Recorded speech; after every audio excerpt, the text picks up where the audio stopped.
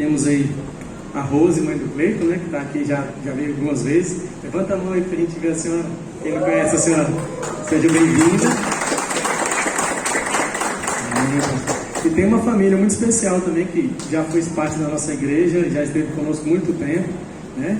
Que é a família do Bira, que está aí. Bira, seja bem-vindo, muito bom ter você com a gente aqui. A Bira, a Ângela, esses meninos, né? Tá todo mundo aí? Levanta aí para todo mundo ver. Ah, tem gente lá atrás também. Aí. Última vez que eu vi, eram uns meninos desse tamanho assim, ó. Agora já tá tudo grandão, 2 metros de altura. Seja bem-vindo, viu? E tem mais alguém que nos visita, que não está no nome aí? Mais alguém? Não, só dizer. Deus é fiel, né? Queria conversar com os irmãos rapidamente, irmãos. Lá em Mateus capítulo 6, a continuidade do Sermão da Montanha, né? Jesus começa no capítulo 5. Amém, amém. Vamos ouvir. Mateus capítulo 6. O Senhor Jesus vai nos dar alguns ensinamentos muito importantes para a nossa vida prática. E eu queria rapidamente conversar com eles com vocês.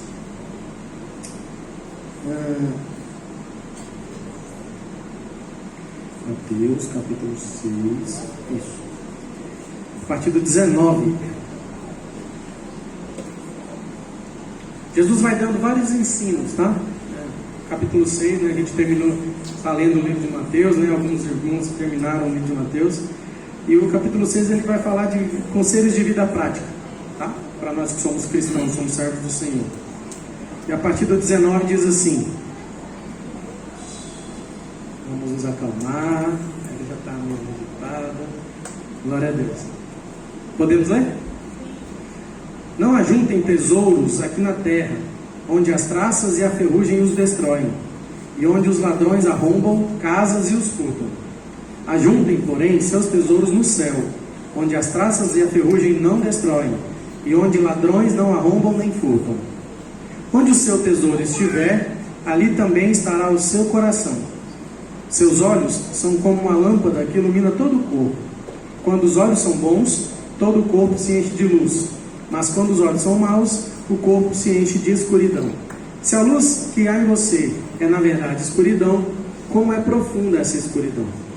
Versículo 24: ninguém pode servir a 2 senhores, pois odiará a um e amará o outro, será dedicado a um e desprezará o outro. Vocês não podem servir a Deus e ao dinheiro. Irmãos, depois Jesus vai continuar falando sobre preocupação. Queria ler só o versículo 25. Por isso eu lhes digo que se preocupem com a sua vida, não se preocupem com a sua vida diária, se terão o suficiente para comer, para beber ou para vestir. A vida não é mais que comida, e o corpo não é mais que roupa. Observem os pássaros, eles não plantam nem colhem, nem guardam seu alimento em celeiros, pois seu Pai Celestial os alimenta. Solta aí. Irmãos, toda vez que eu vejo esse texto, e eu me lembro de ter comentado isso no nosso grupo de estudo, vão estar aí para lembrar da gente falando sobre o assunto. A coisa que mais me maravilha nesse pedaço de capítulo é que Jesus vai num desenvolvimento, vai falar de boas obras, né? Vai falar de ajudar os pobres, os órfãos, os necessitados. Depois ele vai falar de jejum, né? De uma vida de jejum, de disciplina, né? Depois vai falar sobre dinheiro. E por que nós, né, temos que abordar esse assunto no dia de hoje aqui rapidamente? É porque o conselho de Jesus no versículo 19 e no 20 é um conselho que nos leva a pensar sobre o seguinte tema. Olha, nossa vida é composta basicamente na vida adulta, né, de trabalhar, né, de começar a trabalhar, estudar, trabalhar, a juntar, prover para a nossa casa e depois ficar de herança, né, para os nossos filhos. Esse é o ciclo normal dos homens, principalmente os provedores que estão aqui. E quantas vezes a nossa vida se resume a só isso? Essa é a grande reflexão que eu queria que a gente trouxesse aqui no dia de hoje. Quantas vezes nós passamos os nossos dias, semanas, sem se preocupar com qualquer outra coisa, que não simplesmente trabalhar para juntar aquilo que nós precisamos para viver. E de há muito tempo eu tenho tentado praticar essa palavra e viver de uma forma menos ansiosa com as coisas da nossa vida, né? Com as necessidades da nossa vida. E o que o Senhor nos ensina aqui é justamente isso. Por que ele começa falando que a gente não deve ajuntar tesouros aqui e depois ele vai falar de ansiedade?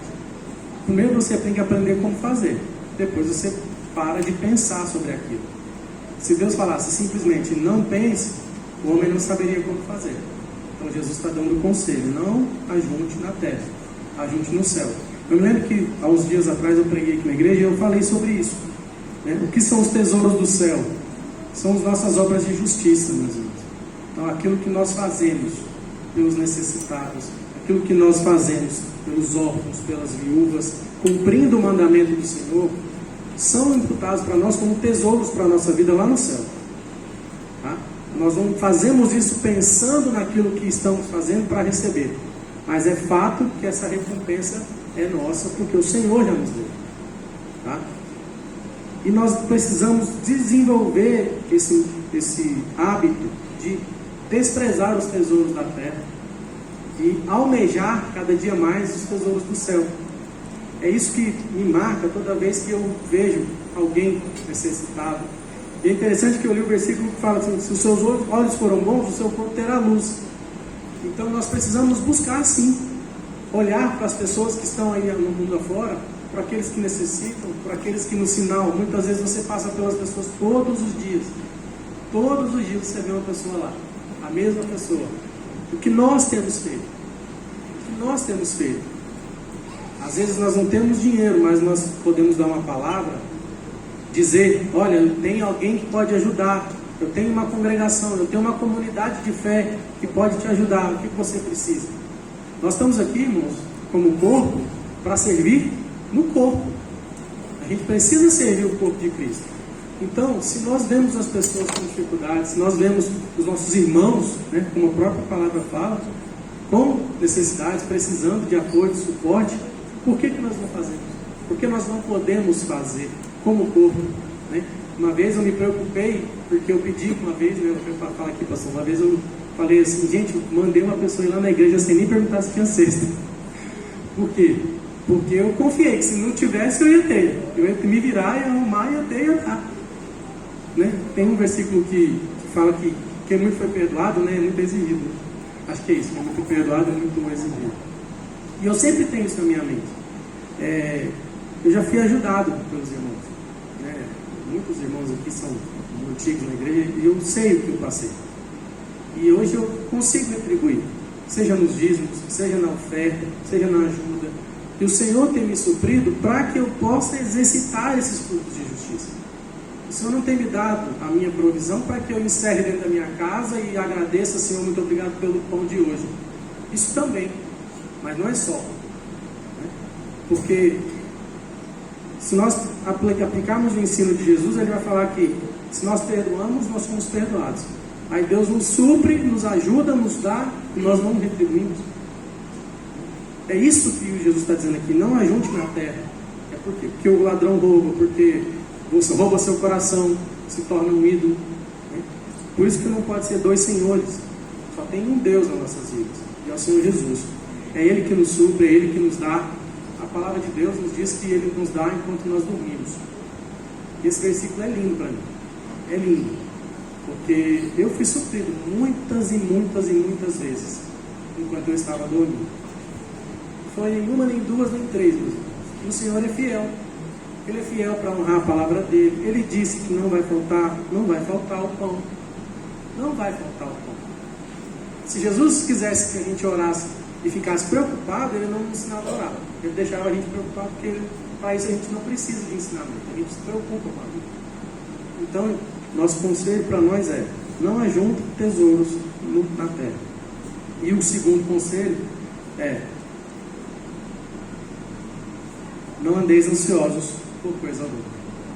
Nós precisamos entender que tudo que o Senhor nos dá é para que a gente exerça na terra o serviço, para que a gente exerça o amor, Eu gosto muito do versículo do mandamento de amarás o Senhor teu Deus sobre todas as coisas, né, o teu próximo como a ti mesmo.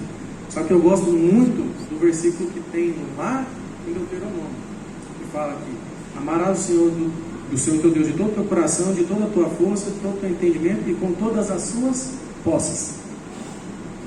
Servir ao Senhor com as nossas recompensas, com a nossa riqueza, com aquilo que Ele nos dá, tá? E eu gosto muito desse versículo por causa disso, porque a gente muitas vezes quer o amor de Deus, quer mostrar que Deus ama, que quer resgatar pessoas perdidas, mas nós não temos praticado a parte mais fácil, que é dar aquilo que o Senhor nos deu. De graça recebeste, de graça dá. Nós vamos estar, amém? Vamos orar nesse momento. Senhor, nós te damos graças, Pai, por esse dia. Nós te damos graças por essa família da fé que está aqui reunida, Pai. Deus, pelos nossos irmãos que, Pai, tem se desdobrado muitas vezes e tem entendido, Pai, o chamado do Senhor para ser uma pessoa operante na Tua obra, para ajudar, para exercer, Senhor, a bondade do Senhor na vida das pessoas, para ser, Senhor, operante no Ministério de Ação Social. Deus, como essa igreja ama fazer essa obra, Pai. Por isso eu quero te agradecer por esse povo. Eu quero te agradecer, Senhor, pelas nossas vidas que o Senhor tem suprido tremendamente, Pai. Eu queria, Pai, pedir que o Senhor trouxesse uma bênção especial para cada pessoa, Pai, que está aqui hoje. Que o Senhor possa, Pai, derramar as tuas bênçãos, Senhor, abrir as janelas dos céus. Pai, olha para os pedidos e para os clamores dos teus filhos no dia de hoje, Senhor. Muitos deles não sabem o que fazer. E que o Senhor sabe. Que o Senhor nos ensine e nos ajude, ó Pai, a levantar de manhã e entregar o nosso pão, a nossa provisão para o Senhor. A nossa preocupação que não seja nossa, que seja do Senhor. Pai, nós queremos ser amados do Senhor, nós queremos amar as pessoas, Pai. Por isso nós te pedimos, honra, Senhor, o teu povo. Não aqui, Pai, mas no céu. Aqueles, ó Pai, que têm correspondido, que o Senhor alcance, Senhor, e retribua, Pai, como a sua palavra diz. É o clamor que nós fazemos, ó Pai, em nome de Jesus. Amém. Quem for ofertar, quem for dizimar, levante sua mão. Os irmãos vão estar aí com o envelope para vocês, tá? E nós vamos ficar cantando mais uma canção aqui nesse momento.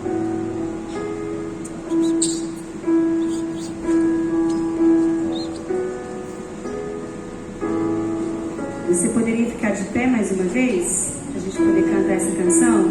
É para te despertar mesmo. Para você ficar bem esperto para a palavra. Para você depois ficar bem concentrado na palavra e não dormir. Vamos colocar de pé para a gente cantar essa canção?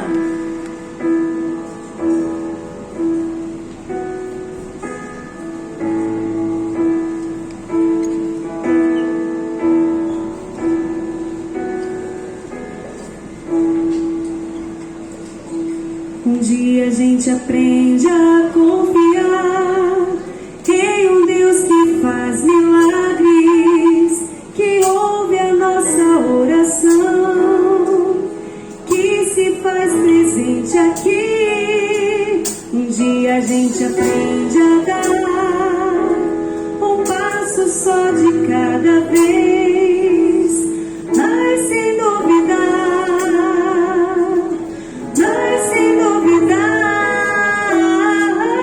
que Ele continua sendo bom, que Ele continua sendo Deus, que Ele continua sendo bom, que Ele continua sendo Deus.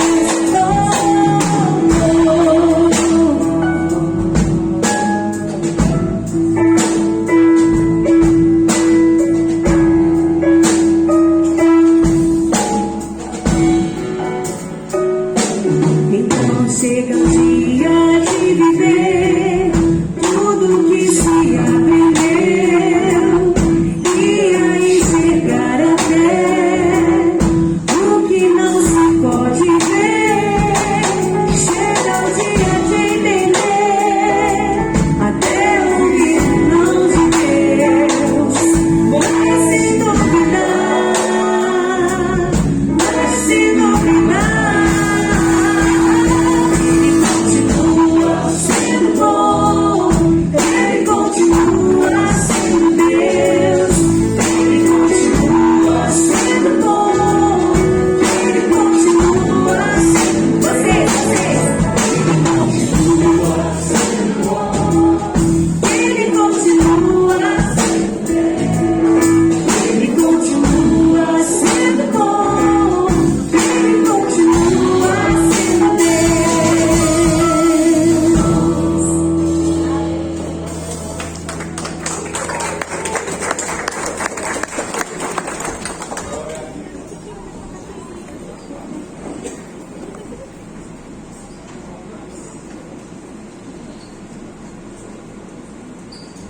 Boa noite.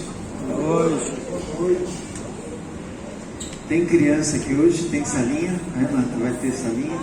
Então as crianças vêm aqui na frente, todas as crianças, as criancinhas. Cecília, você não gosta do seu cheirinho hoje para dormir cheirando ele um pouquinho? Não? Só um pouquinho. Vamos estender as nossas mãos, esperar aqui.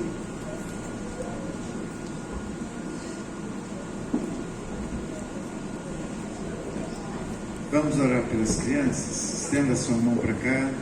Pai, nós abençoamos as nossas crianças, os filhos dos teus filhos, e nós pedimos que a graça, que a bênção, que a unção, que a proteção do Senhor nas mentes, nos corações, possam vir sobre eles, e que eles possam brilhar aonde eles estiverem, porque eles têm a palavra, o selo da promessa do Senhor. Nós como igreja ligamos na terra para que seja ligado nos céus. Pedimos a tua bênção sobre cada criança, sobre cada família aqui representada através delas. Em nome de Jesus nós oramos. Amém e amém. Pode ir para essa linha. E até já.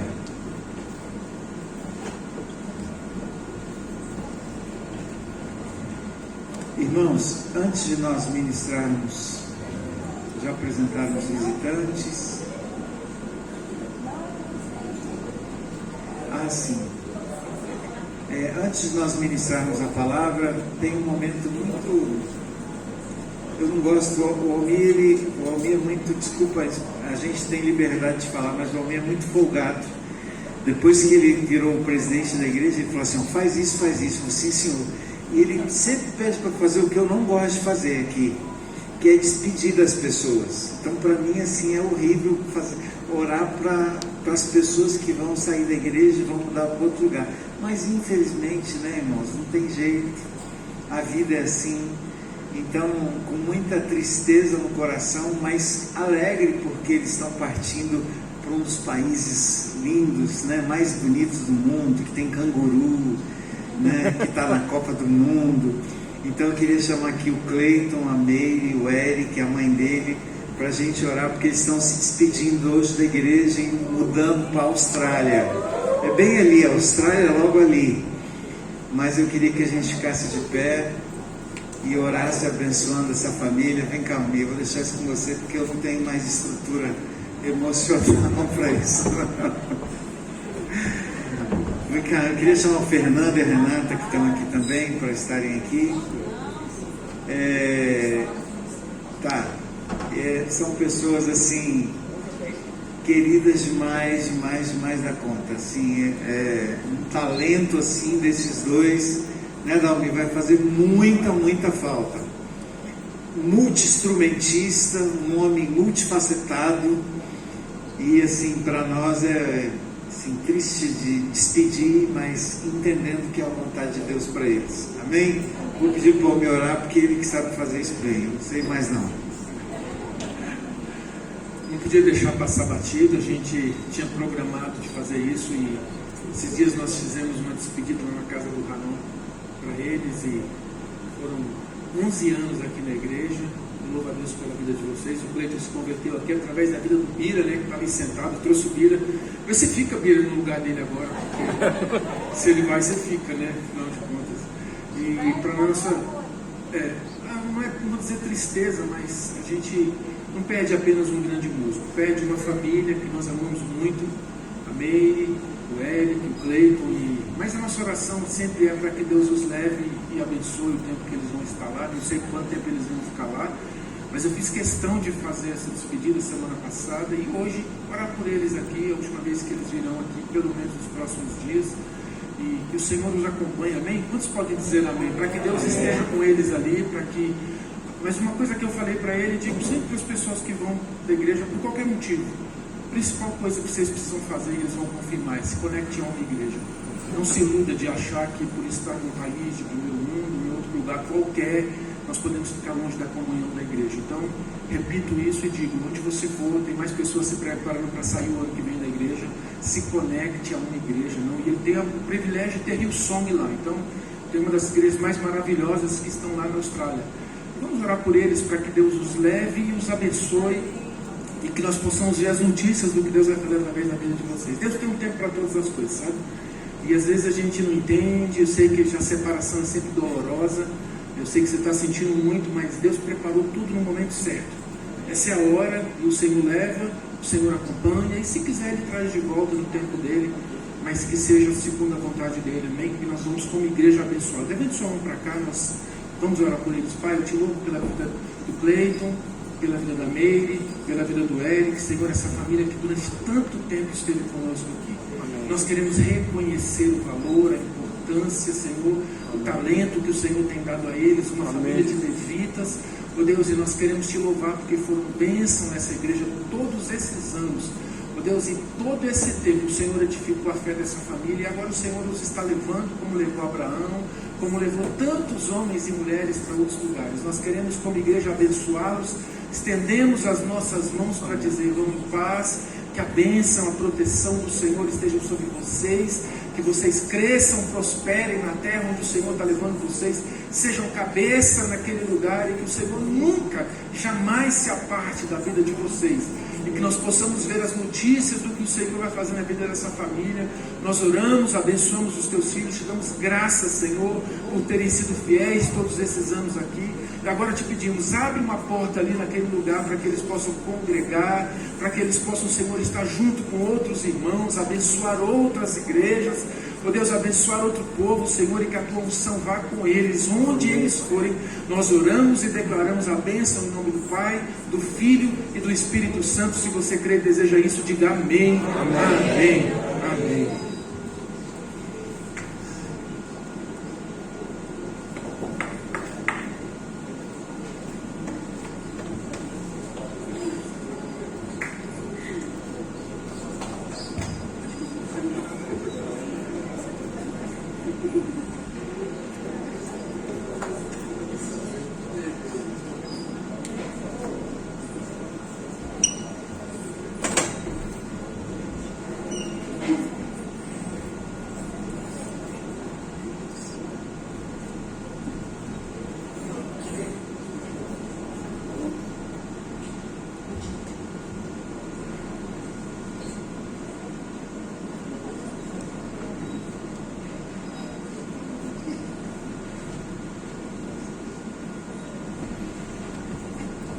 Queridos,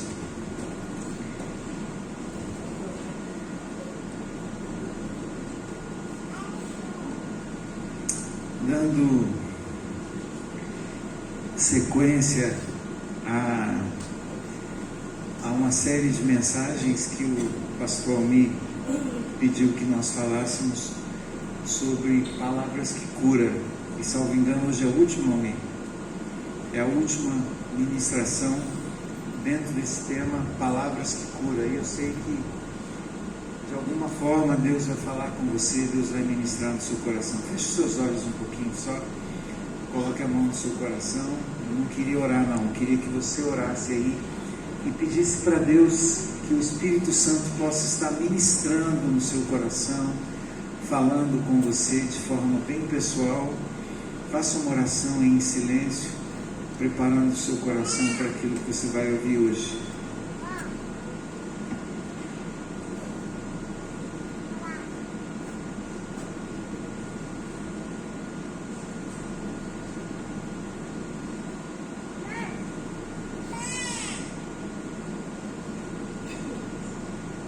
Amém. Queridos, dentro desse tema, palavras que curam, eu queria começar dizendo que eu nunca, em toda a minha vida, me preocupei tanto com o que sai dos meus lábios, com aquilo que eu falo. Primeiro porque eu trabalho num lugar cuja a temática do meu trabalho é muito muito espinhosa. E tudo que eu vou falar é como se eu estivesse assim num terreno minado. Sabe um terreno minado que se você pisar explode? Então você tem que vir assim, devagarzinho, pensando. Vem uma frase, eu tenho que pensar antes de dizer. Porque se eu falar algo errado, eu vou sofrer as consequências disso. É bem delicado. Eu confesso que é até um ambiente às vezes opressor. Eu me sinto às vezes oprimido de estar num lugar onde eu tenho que ficar pensando o tempo inteiro no que eu vou dizer. Sexta-feira da semana passada, eu fiz um evento para mulheres vítimas de violência doméstica e familiar. E chamava Círculo de Diálogo para Mulheres do Recanto das Emas. E tinha vários promotores, juízes ouvindo aquilo que a gente estava falando. E eu coloquei um título do evento que era um poema de Cora Coralina. Eu gosto muito de Cora Coralina. A Cora, ela tem umas sacadas assim incríveis. Aí eu peguei e coloquei, era mais ou menos assim, não me recordo 100%, mas era assim: se a angústia bater, se você estiver passando pelo pior momento da sua vida, se você conseguir só chorar, entenda, era alguma coisa assim, ela falou assim, que o mais importante é o decidir. Então, assim, um verso que, puxa, que lindo, isso vai incentivar as mulheres e tal. E incrível que o mais importante é o decidir. Aí chegou uma pessoa, uma autoridade, e falou assim, não coloque esse decidir, porque você está colocando um peso em cima das mulheres de tomar uma decisão. Meu Deus, né? E aí, como eu sei disso, que eu vivo pisando num terreno minado, eu vivo pedindo, e aí eu já sabia disso, só que eu coloquei sabendo, né? E pedi autorização para a juíza que eu trabalho para colocar. Eu já sabia o que ela ia dizer, mas como eu conheço, ela falou assim, João, a gente vive num terreno minado, mas tem palavras que precisam ser ditas, então vamos encarar. Aí eu falei assim, então vamos encarar, né? E foi assim que nós colocamos. Então, como eu disse, eu nunca vivi um momento assim tão tenso de que as minhas palavras precisam ser medidas, calculadas, porque qualquer palavra pode causar um estrago. E se você for para a Bíblia, a palavra de Deus, também não é diferente. Eu vou provar para você, biblicamente, sobre a importância que existe naquilo que sai dos nossos lábios. E aí vem uma pergunta que você precisa responder: o que tem saído da sua boca? Quais são as palavras que você tem pronunciado? Quando eu falei que eu vivo num terreno minado, dando palestra, dando aulas sobre temas espinhosos, e eu fico assim, por isso que eu estou aprendendo a falar até mais lento, falar mais devagar, porque qualquer palavrinha mal colocada, eu vou sofrer as consequências disso. E quando a gente traz essa questão das palavras que curam, as palavras que ferem, eu gosto muito de um texto, vou começar com ele, de Davi, em Salmo 141, ele fala assim: Senhor, põe guarda na minha boca, guarda a porta dos meus lábios. É forte isso, né? Davi estava falando assim, Deus, eu sou um homem como o profeta falou lá no Velho Testamento, né? Eu sou um homem pesado nas palavras, os meus lábios são impuros, a minha boca é impura. A gente vira e mexe, está falando uma besteira, e depois que você fala, não tem como desfalar. Depois que você fala, não tem como desdizer, né? Não sei nem se tem essa palavra, mas a palavra saiu, aí o estrago está feito. Aí já liga o ventilador e aquelas palavras já começam a ferir, a magoar, a causar um estrago no casamento, nem se fale, né, irmãos? A gente fala, a gente acorda, sabe, e pronuncia uma palavra, às vezes no nosso mau humor, nosso dia foi difícil, e a gente pega e nessa sexta-feira, nesse círculo de diálogos para as mulheres, eu não consegui ficar sem chorar. Eu não consegui conter as minhas lágrimas quando eu ouvi a história daquelas mulheres. E a minha parte nesse evento chamava Contação de História. E aí eu fiz uma dinâmica com barbante, ia colocando barbante, esticando o barbante para cada mulher, e quando a mulher pegava o barbante, ela contava a sua história. E tem 6 anos que eu converso só com os homens. Eu não tinha feito o círculo com as mulheres desses homens. E essas mulheres choravam, mas choravam. Tinha uma que começou a gritar.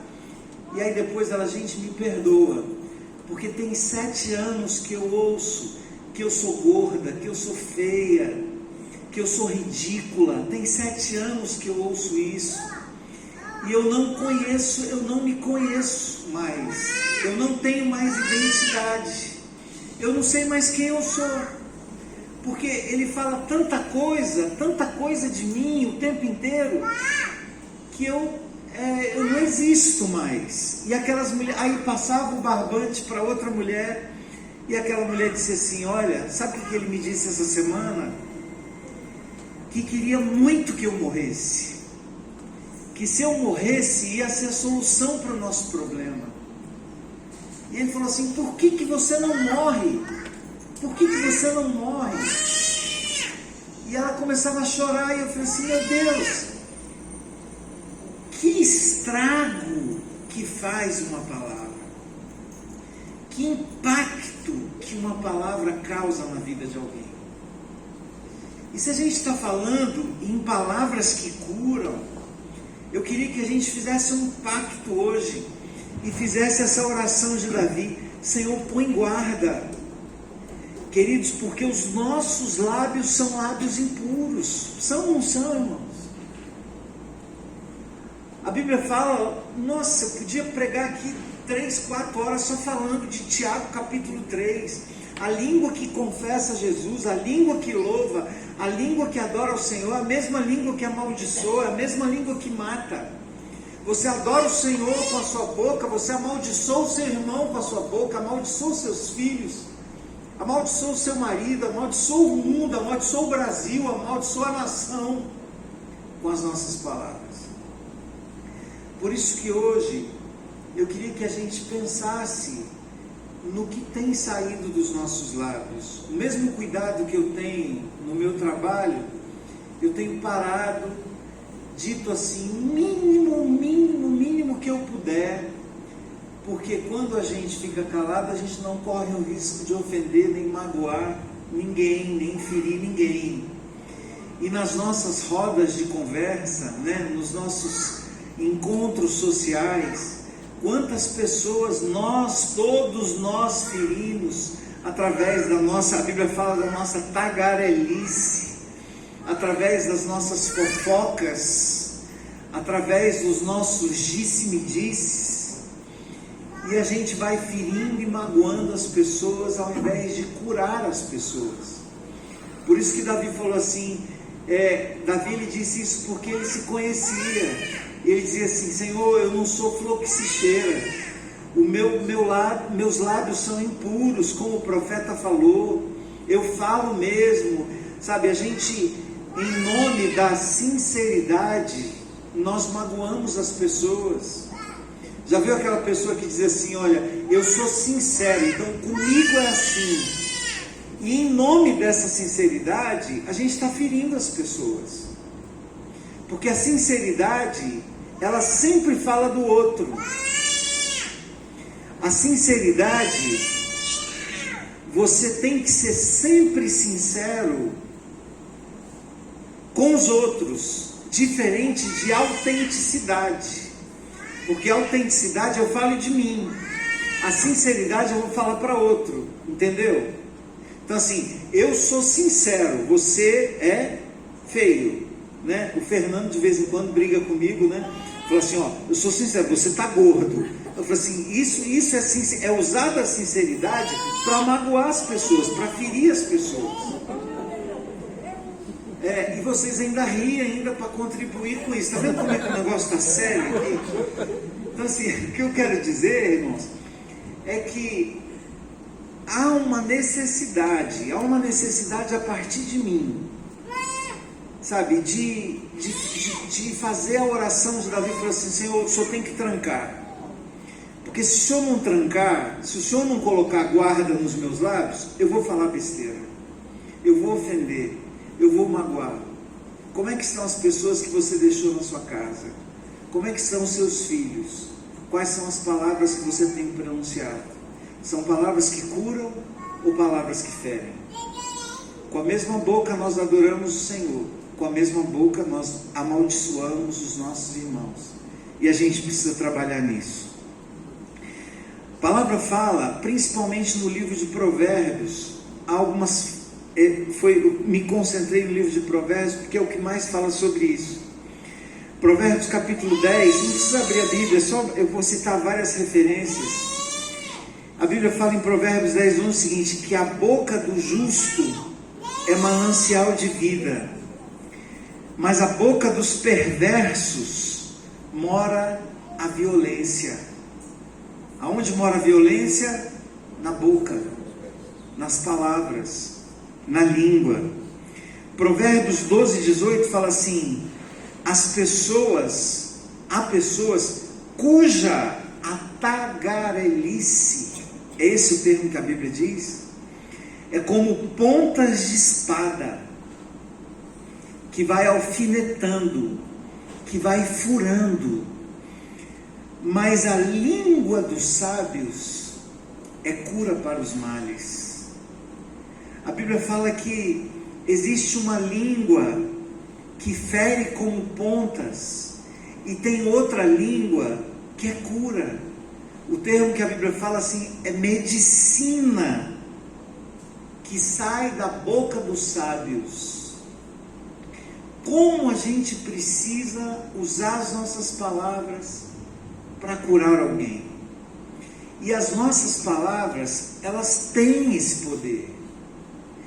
Tem o poder de levantar alguém ou colocar alguém para baixo. As nossas palavras, a gente estudou um tempo atrás sobre as 5 linguagens do amor, né? E assim, eu identificando essa teoria do Gary Chapman, que escreveu esse livro, eu me identifico muito com a linguagem da palavras de afirmação, né?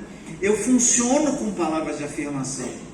Eu preciso ouvir palavras de afirmação. É uma carência emocional que eu tenho de ouvir palavras de afirmação. E quem tem essa linguagem do amor chamada palavras de afirmação, ele é mais sensível a ser ferido com palavras.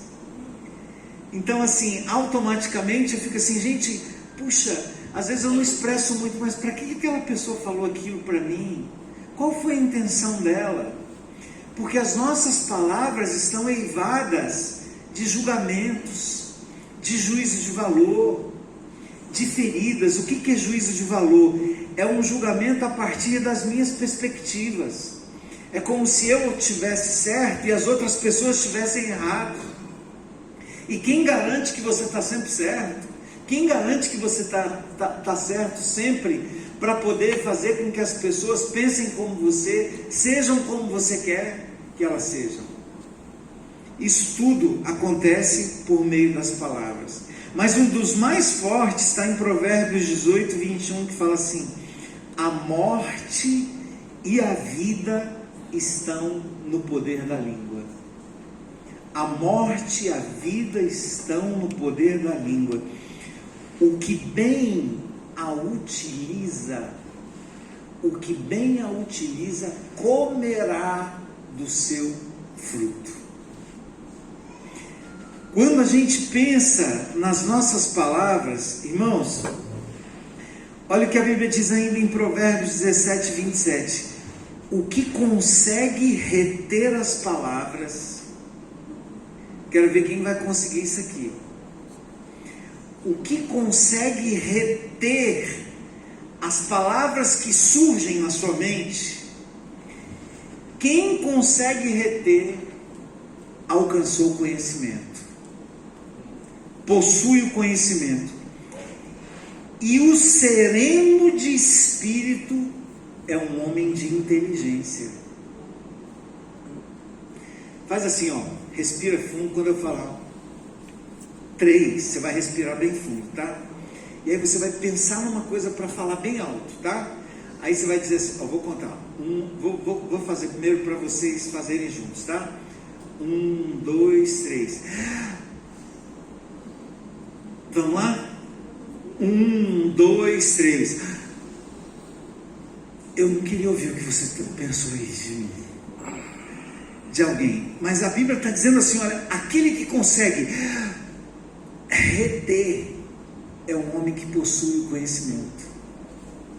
E eu queria que você lembrasse nisso, quando a palavra vier, quando a ofensa vier, quando você estiver magoado, aí você vai lembrar aqui, Provérbios capítulo 17, 27, aquele que consegue reter, aquele que consegue não falar a palavra que veio na sua mente, esse homem possui o conhecimento.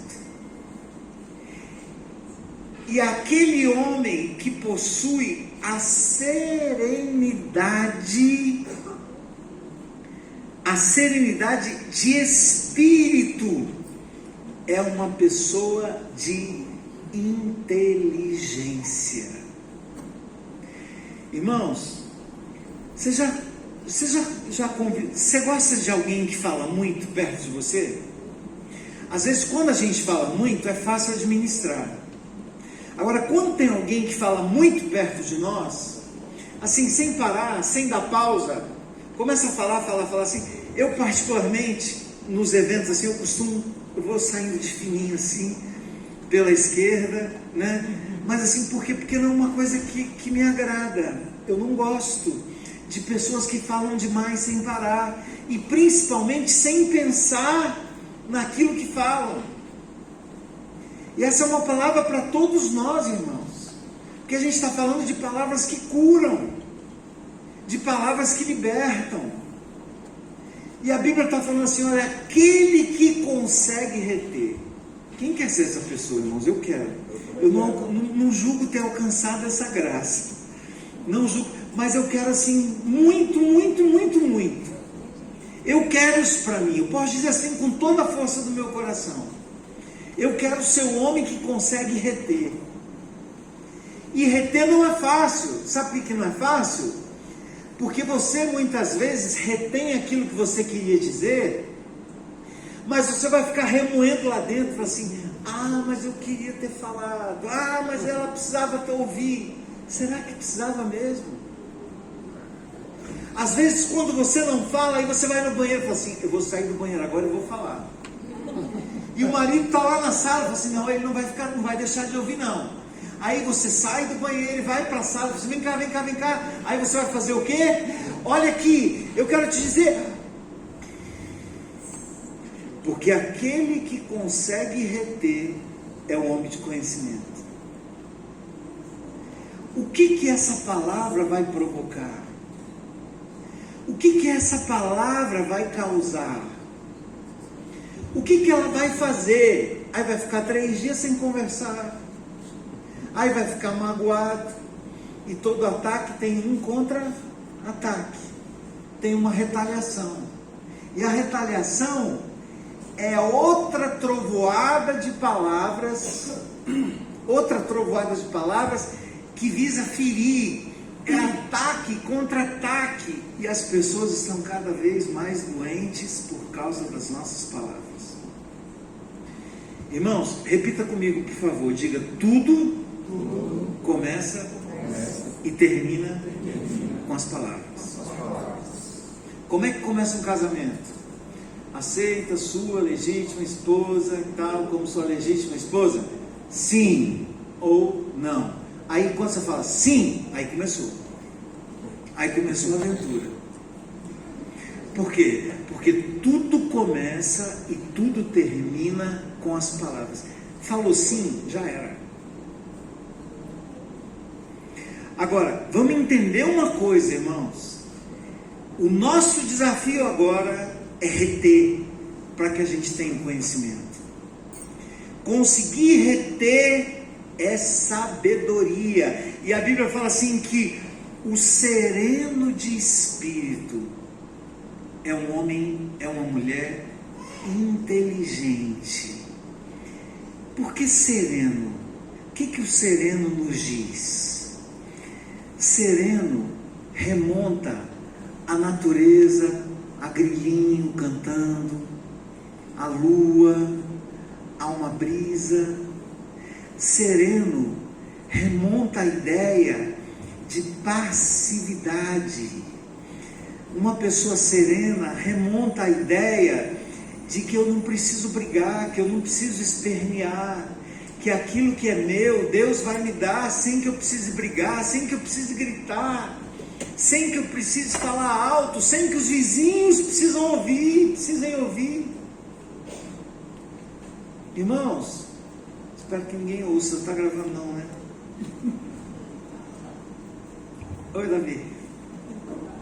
Mas eu tenho um vizinho, irmãos, eu tenho um vizinho de frente da minha porta, que lá em casa, o meu andar inteiro conhece a vida deles nos detalhes. Já viu uns vídeos assim, quando o vizinho começa a brigar, aí todo mundo sai correndo assim, como é que está falando? Irmãos, mas é tanta ofensa, é tanto xingamento, que o andar inteiro sabe da vida inteira daquele casal. É o oposto da serenidade nas palavras. O homem que retém possui o conhecimento, e o sereno de espírito é um homem de inteligência. Provérbios 15, 23 fala assim: o homem se alegra em dar resposta adequada, e a palavra a seu tempo, quão boa ela é. Quando é que a palavra é boa? Quando ela é dita a seu tempo. Quando a Bíblia fala assim, que a palavra é boa quando ela é dita a seu tempo, é porque tem hora que é para a gente ficar em silêncio. Tem hora que uma resposta vai fazer a casa cair. Domingo passado eu falei um pouquinho sobre Salmo 73, o Salmo de Asaf, né? Quando ele estava assim revoltado com algumas coisas. Senhor, por que os ímpios prosperam? Por que acontece isso? Por que o Senhor não envia um raio? Por que o Senhor não mata? Por que o Senhor não afoga no mar? Por que o Senhor não destrói, não consome? E aí Deus fala no seu íntimo, fala assim: o Asaf, para de questionar isso. Eles andam sobre terrenos escorregadios. O fim deles é horrível. Não se preocupa com isso não. E quando Deus fala com ele pelo Espírito Santo, qual a última frase dele para terminar o salmo? Ele fala assim: quer saber de uma coisa? Eu vou aguardar a salvação do Senhor em silêncio. Asaf queria dizer assim: mas não adianta eu me espernear, não adianta eu gritar, não adianta eu me revoltar contra Deus. A salvação vem do Senhor para mim, e eu preciso aguardar essa salvação com a boca fechada. Coloca a mão nos seus lábios, por favor, e faça essa oração de Davi. Diga assim: Senhor, põe guarda nos meus lábios, põe guarda na minha boca. É essa palavra que nós precisamos ter em mente. A Bíblia fala assim em Provérbios 15, eu gosto disso demais, desse versículo 15:1, fala assim que a palavra branda desvia a fúria. Sabe quando vem alguém assim cuspindo fogo? Sabe aquele touro que fica assim, ó, rosnando e abaixa a cabeça assim, ó, saindo fumaça? Aí fala assim: agora eu pego, agora eu vou. Aí de repente, você chega e solta uma pérola. Diz assim: posso ajudar em alguma coisa? Meio que com cara de demência, sabe? Assim, cara de paisagem. posso fazer alguma... Eu acho que eu já contei aqui, mas uma vez eu estava na 109, fui dar uma ré no carro, e desligado como eu sou, né? Hoje, irmão, eu sou tão desligado que hoje eu saí de casa com o iPad em cima do carro. Aí, passei a mão assim no banco, eita, meu tablet, que eu pregar. Aí não vi no banco, parei, o carro estava em cima assim, ó, e o anjo segurando lá o iPad para não cair na pista. Mas eu estava, e fui dar uma ré assim, não vi que vinha um carro em alta velocidade, deu uma freada esse cara. E eu falei assim, ai meu Deus, já vem uma bomba. De repente desce um cara, tamanho do Bira, com os bração assim, mais grossos que minha perna, me xingando de tudo quanto é nome. E eu falei assim, deu ruim, perdeu. Como é que é a frase do dia aí? Perdeu mané. Perdeu mané. E desce aquele cara, aquele brutamonte, me xingando de tudo quanto é nome. Eu fechei o vidro para ele não me pegar sentado.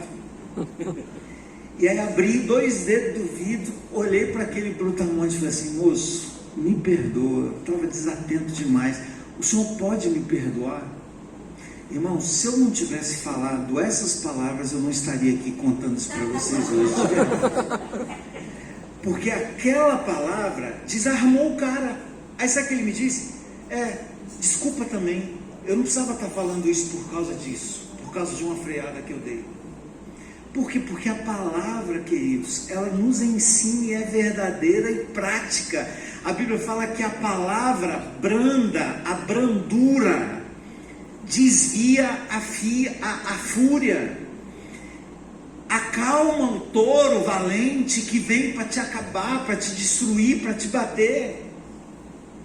Olha quanta coisa a gente pode fazer com as nossas palavras. E as palavras de Jesus? Quantas palavras de Jesus trouxeram cura para aquelas pessoas que ouviram? Quando a gente olha para Jesus, nada mais tão relevante para nós daquilo que ele falava. Você não vai encontrar, eu acho porque eu não tenho certeza disso, mas se você ler o livro de Mateus até o livro de Apocalipse, você nunca vai encontrar uma frase de Jesus assim, fazendo uma fofoca, falando mal de alguém. Era uma palavra que ela tinha uma função, ela tinha um propósito. Você nunca vai encontrar Jesus falando nada por nada, falando por falar. Acho que eu estou certo, não estou nisso? Porque tudo que ele falava tinha uma direção e tinha um propósito. Uma delas, eu anotei aqui para vocês, de Lucas 23, 34, foi quando Jesus na cruz estava vendo o povo que ele veio salvar. O povo que ele veio salvar era o povo que estava crucificando ele. Por isso que Jesus fala assim, que ele veio para os seus e os seus não o quiseram. Então quem estava matando Jesus? Os seus. Que palavra que cabia naquele momento ante o amor que ele tinha por aquelas pessoas? Qual foi a frase? Pai, eles não sabem o que eles estão fazendo. Então perdoa-os. Perdoa-os porque eles não sabem o que fazem. Eles não sabem o que fazem. Ontem eu tive uma DR seríssima com meu filho. Não fala para ele que eu contei para vocês não, tá? Segura ele um pouquinho. Mas eu tive uma DR assim forte com ele, porque ele postou um vídeo no Instagram soltando fogos, sei lá, um morteiro, um foguete, sei lá o quê. E aquele foguete voltou nele assim, né? E eu vi ele postando aquilo, eu falei assim, meu Deus do céu, né? Aí, o que eu vi assim na hora? Assim, peguei um monte de vídeo no Google de gente desfigurada, de gente mutilada com fogos, né? E mandei para ele assim, tire esse vídeo agora do ar, porque eu tenho vergonha de você mostrar isso para as pessoas. Mas eu senti assim que as minhas palavras, porque como pai, sabe, entende, né? Que perigo, gente, uma criança fazer um negócio daquele, né? Não é mais criança, mas, né? Parece que quanto mais velho, mais criança, mais menino é. Assim, gente, como é que faz isso? Eu senti assim que foi palavras duras, eu fiz questão, tal impacto que aquilo causou em mim, e peguei foto e mandei de gente mutilada. Filho, como é que você faz isso? Né? Aí ele me quebrou, porque a resposta branda desvia a fúria, né? Então agora o furioso era eu, e ele olhou para mim e falou assim: pai, eu fui inconsequente e irresponsável. Aí eu, ai meu Deus, tu me dá um abraço aqui, e choramos juntos, sempre pedindo perdão. Por quê? Porque a palavra branda desvia a fúria, né? Mas gente, como é que as pessoas fazem isso, né? E por que ele fez? Ele sabia o que estava fazendo? Às vezes nós sabemos o que a gente está fazendo, outras vezes a gente faz sem saber, e depois que a consequência vem, a gente, acho que eu pisei na bola, acho que eu errei. E Jesus conhece o nosso coração, e ele conhecia o coração daquelas pessoas. Era mais ou menos assim, Jesus olhava para aquelas pessoas que estavam assim: crucifica, crucifica, crucifica, solta Barrabás, crucifica Jesus, solta Barrabás, crucifica Jesus. Jesus olhava para aquelas pessoas e dizia assim: ó, aquele moreno ali, eu sei que ele me ama, ele não sabe o que ele está falando. Aquela mulher ali dos cabelos longos, aquela mulher ali do cabelo curto, aquela mulher ali que está vestida de azul, eu sei que ela me ama, eu sei que ela me ama, porque Jesus sabia do coração daquelas pessoas. E ele olhou para o pai e falou assim: pai, não mata essas pessoas, porque essas pessoas eu vim por elas, o pastor me pregou aqui, os discípulos falaram: vamos matar os samaritanos, né? Vamos matar os samaritanos. Então Jesus falou assim: vocês vão matar aquelas pessoas que eu vim salvar? Então, Senhor, perdoa, porque eles não sabem o que eles estão fazendo. Gente, não tem nada mais nobre, mais lindo, mais puro, mais curador do que essa palavra perdão. Eu não tenho nenhuma tatuagem no meu braço, por enquanto, mas esses dias eu tive vontade de fazer uma tatuagem no meu braço. Eu tive vontade, estou falando para vocês. Lá em casa quase todo mundo tem, menos eu e o Pedro. Mas eu coloquei assim, eu senti vontade de colocar assim, 70 vezes 7. Fazer uma tatuagem com 70 vezes 7. Porque eu preciso estar olhando o tempo inteiro, sabe? E ser injuriado, ser maltratado, ser ignorado, ser injustiçado, e olhar assim, 70 vezes 7. 70 vezes 7. Não é possível que existe alguém tão ruim e tão difícil no mundo que você tem que ir lá no 70 vezes 7, que eu não sei nem quanto que vai dar isso, mas para lembrar que eu falei assim: eu preciso chegar no limite do meu perdão e não negar perdão para aquelas pessoas que me ofenderam, que me magoaram. Sabe por quê? Não importa o nível, não importa o tamanho da ofensa, não existe pecado que Deus não possa perdoar. Você pode dizer amém? E se não existe para Deus, muito menos para nós. E por isso que Deus falou assim em Jesus: Pai, perdoa, porque eles não sabem o que eles estão falando. Sabe o que é isso? Palavras que curam. Jesus olhou para Pedro, que tinha negado ele 3 vezes. Falou assim: eu preciso ir lá no Pedro, porque eu sei que o Pedro, como ele me ama muito, ele está sofrendo muito por ter me negado. Então eu preciso ir lá e perguntar se ele me ama mesmo. E eu preciso liberar perdão para ele. Queridos, não guarde mágoa dentro do seu coração, porque a mágoa um dia ela vai ser ela vai vir para fora, ela vai vir à tona. Eu sempre falo isso nos grupos de homens que eu trabalho, que são homens magoados, que são homens feridos, cheios de sentimentos aqui. Um dia isso vai estourar. Um dia essa conta vai chegar daquilo que você acumula de mágoa.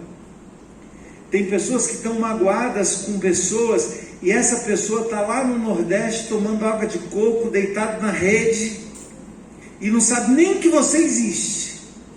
Mas você está aqui, eu pego aqui, eu pego, um dia eu me vindo. Quem é que está sofrendo mais, você ou ele?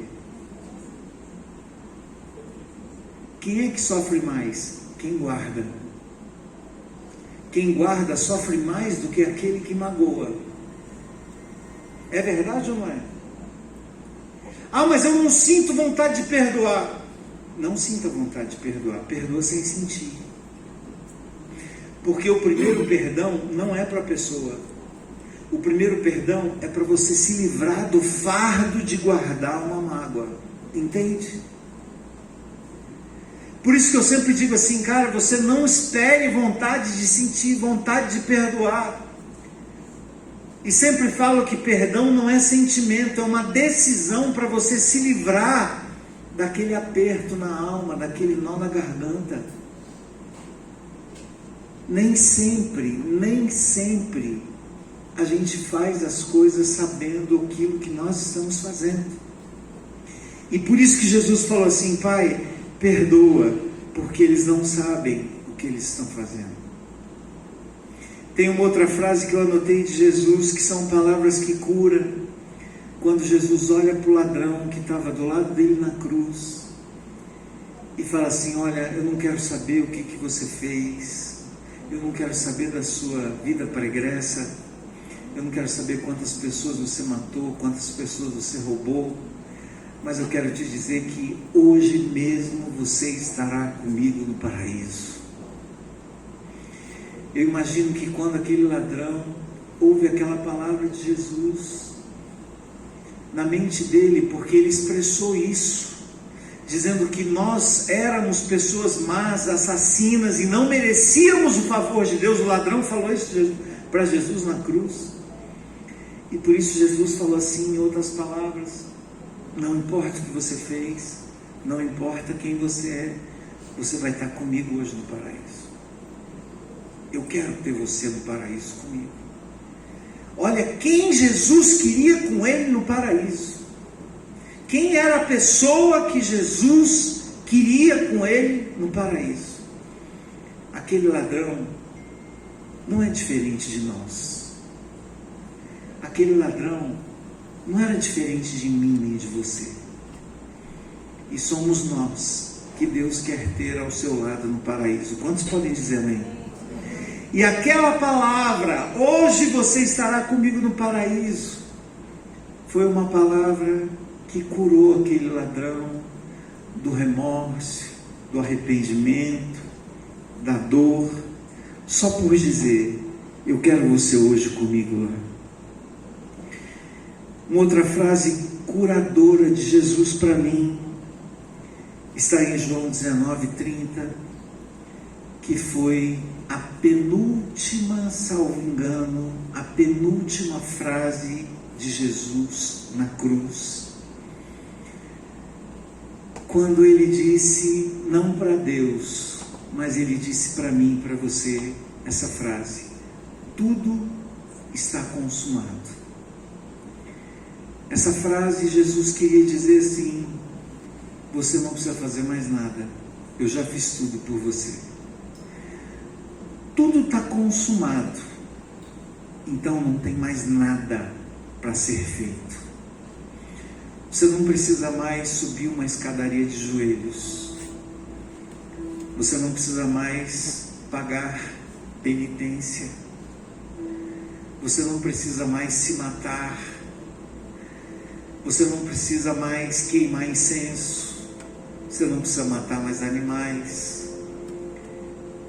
Quando Jesus diz, tudo está consumado, naquele momento o véu do templo se rasga, e o rasgar do véu queria dizer, agora você pode entrar, Antes você não podia entrar.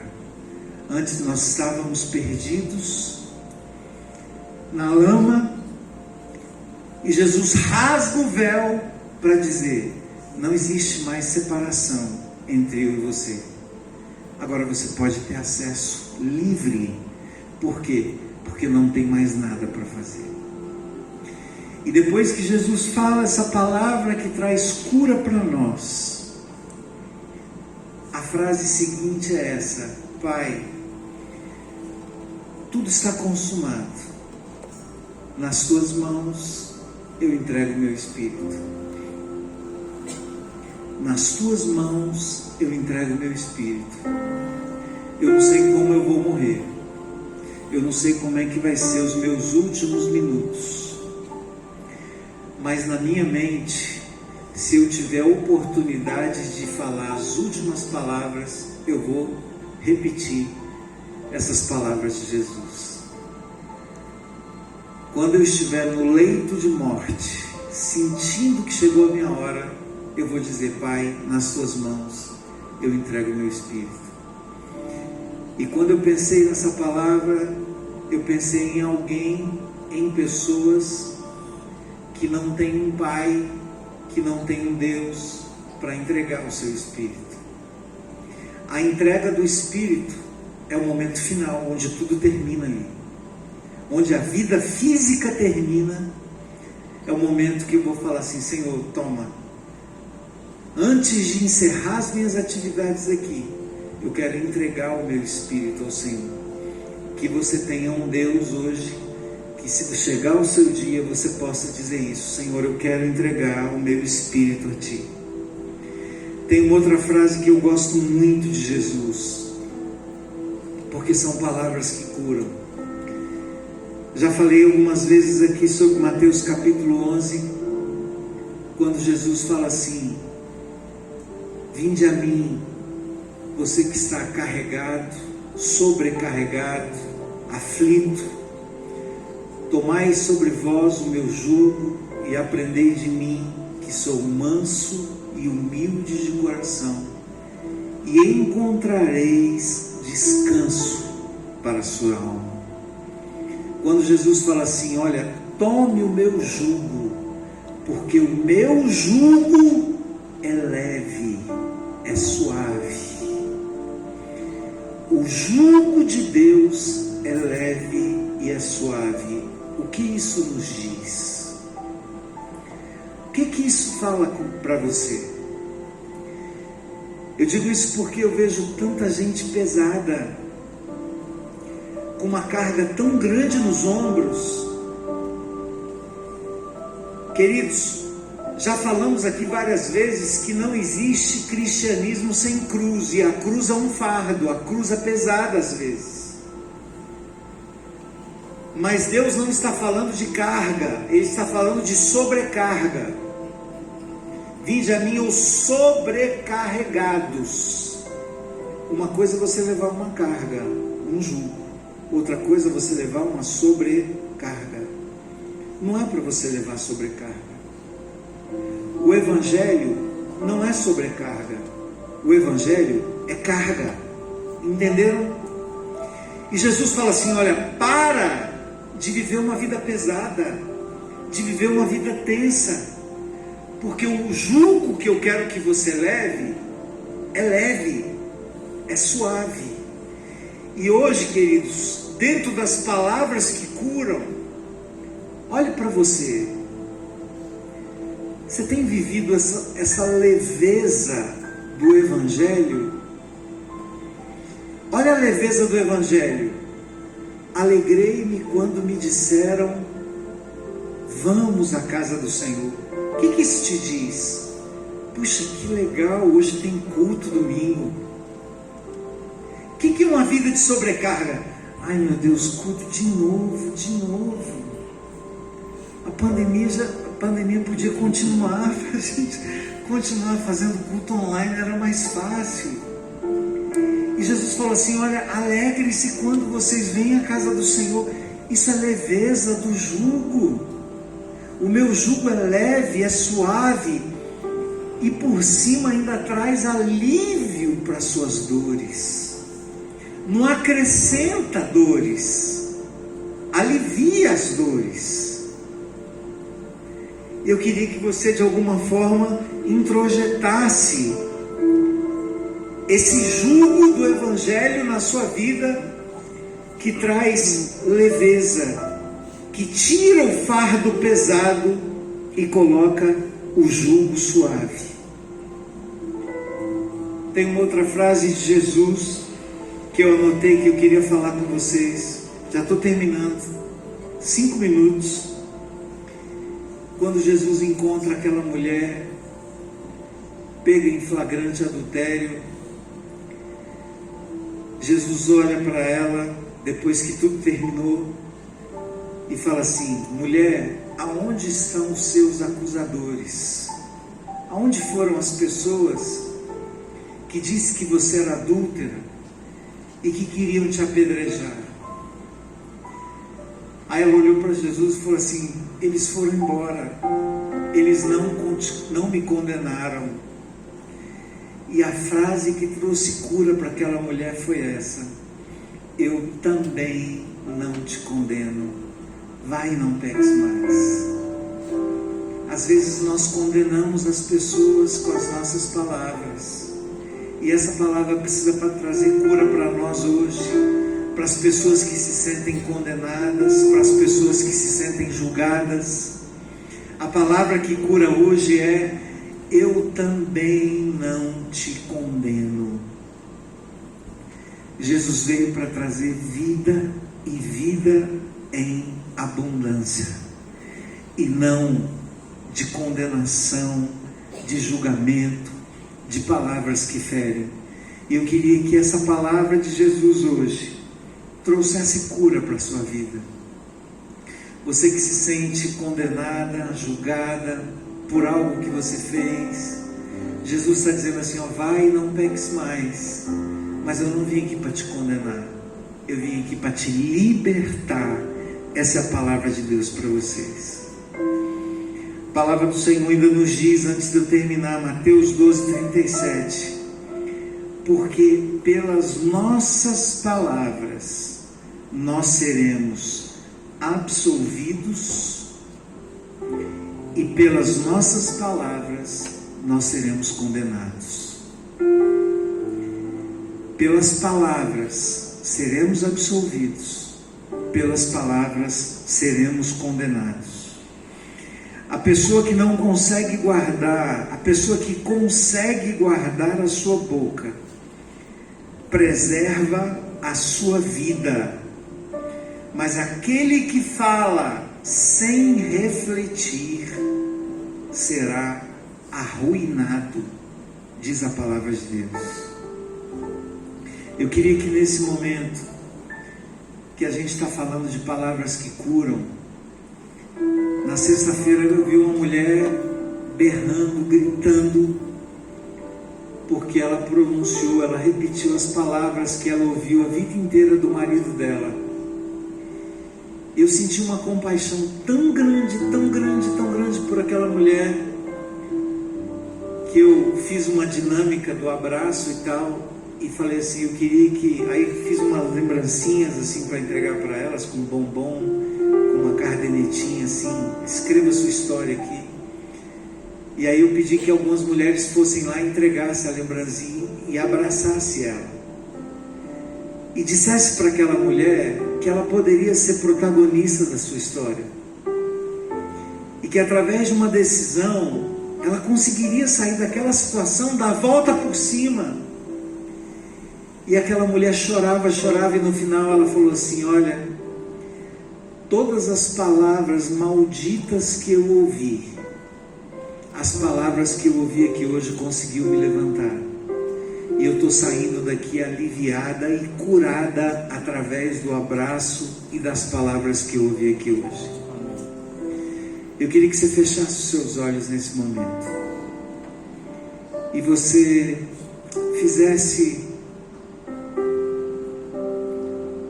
não digo um pacto com Deus. Eu acho essa palavra muito forte, porque a Bíblia fala que a palavra do crente é sim, sim, não, não, o que passa disso é de procedência maligna. quando a Bíblia fala de votos, a Bíblia fala assim que é melhor você não votar do que votar e não cumprir. Então, às vezes eu me sinto responsável nos cultos, assim, faça um pacto com Deus, prometa para Deus isso e aquilo. Fica livre para você fazer, porque o voto é de Deus. Só que a Bíblia fala para você tomar cuidado com os seus votos, porque é melhor não votar do que votar e não cumprir. Mas faça um compromisso com você. Aí eu gosto, eu me sinto mais leve em falar assim. Faça um compromisso com você mesmo. E aí Deus vai honrar e te fortalecer para você honrar esse compromisso. E o compromisso é: os meus lábios agora têm um guarda. Tem um guarda nos meus lábios. É a oração de Davi. Senhor, coloca guarda na minha boca, porque a minha língua é felina. A minha língua tem veneno. A minha língua fere, a minha língua julga, a minha língua magoa, a minha boca ofende, os meus lábios são pesados. E eu quero fazer um compromisso comigo mesmo, de fazer com que as minhas palavras curem pessoas, que as minhas palavras tragam alívio para as dores, que as minhas palavras tirem peso e não coloquem sobrecarga sobre as pessoas, que as minhas palavras sejam polidas, que as minhas palavras tenham a serenidade da relva no final do dia, que as minhas palavras, o salmista falou assim, que as palavras da minha boca e o meditar do meu coração sejam agradáveis diante de Ti, ó Senhor. Feche os seus olhos agora. Fique de pé no seu lugar.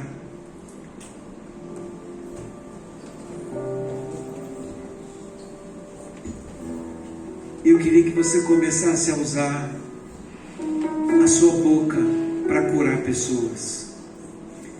Eu queria que você pensasse em alguém que você magoou, que você feriu.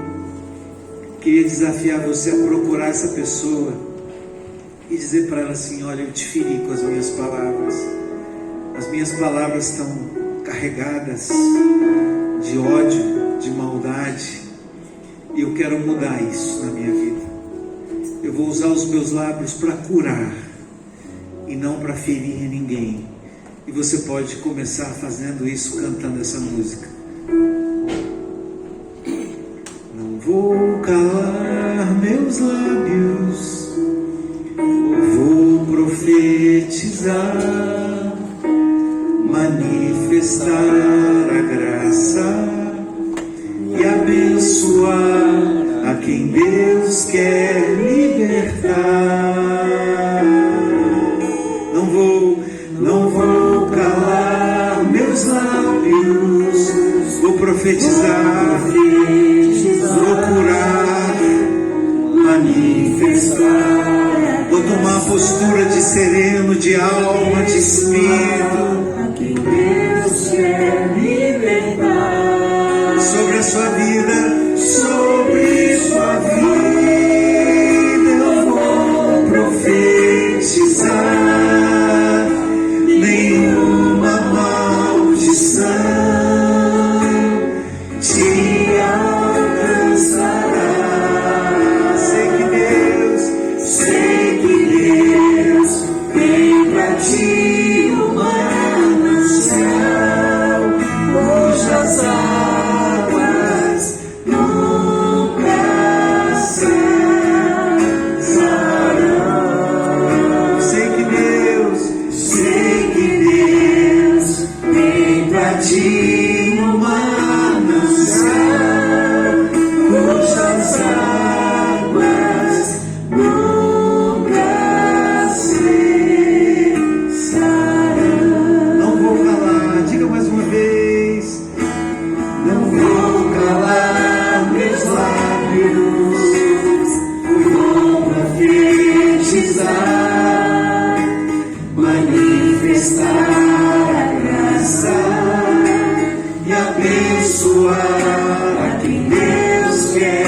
libertar. Mais uma vez, não vou calar meus lábios, vou profetizar, manifestar a graça e a bênção. Pode levantar suas mãos e dizer isso. Foi para isso que Deus nos chamou. Sobre tua vida eu vou profetizar. Nenhuma maldição te alcançará. Eu sei, eu tenho certeza. Deus tem bênçãos, mananciais de água viva, cujas águas nunca cessarão. Sei que Deus tem pra ti um manancial, cujas águas nunca cessarão. Coloca a mão no seu coração, queridos. Fique em silêncio um pouco. Fique em silêncio. Aguarde a salvação em silêncio. Aguarde a salvação em silêncio. Põe guarda, Senhor, nos nossos lábios, porque as nossas palavras ferem, as nossas palavras machucam, as nossas palavras reverberam. Dias depois elas reverberam. Tal a ferida, tal a dor que elas provocaram. Nós estamos ferindo ao invés de curar,